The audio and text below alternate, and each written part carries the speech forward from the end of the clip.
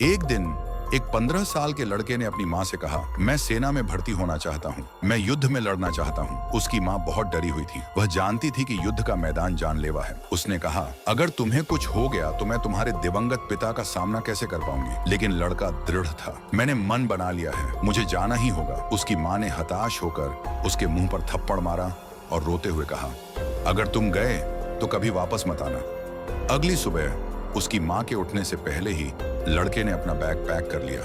वह द्वार पर घुटनों के बल बैठ गया, 3 बार झुककर प्रणाम किया और धीरे से बोला, माँ, मैं आपकी देखभाल के लिए आपके पास नहीं रह सकता, कृपया अपना ध्यान रखें। फिर वह निकल पड़ा और युद्ध की दुनिया में गायब हो गया। उस दिन से उसकी माँ इंतजार करने लगी। हर दिन वह फाटक के पास पेड़ के नीचे बैठकर सड़क को देखती, इस उम्मीद में कि उसका बेटा लौट आएगा। दिन सालों में बदल गए, रथुएं आईं और गईं, लेकिन उसकी परछाई कभी नहीं दिखाई दी।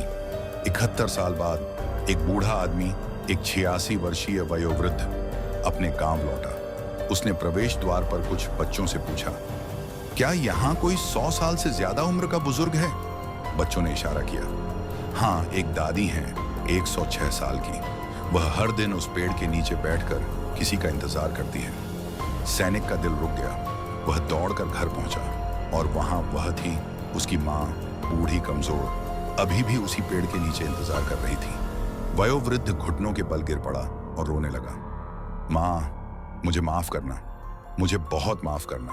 माँ ने अपने बेटे को देखा, उसकी आंखें आंसुओं से भर गया। अपनी आखिरी ताकत से उसने अपना कांपता हुआ हाथ उसके चेहरे को छूने के लिए उठाया और उसने उससे वही सवाल पूछा जो बहुत पहले पूछा था, क्या अब भी दर्द होता है?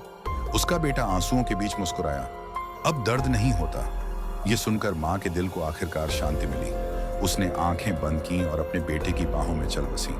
71 साल के इंतजार के बाद माँ और बेटा फिर से एक साथ थे, भले ही एक पल के लिए ही सही, क्योंकि कभी कभी माँ का प्यार जिंदगी भर इंतजार करता है।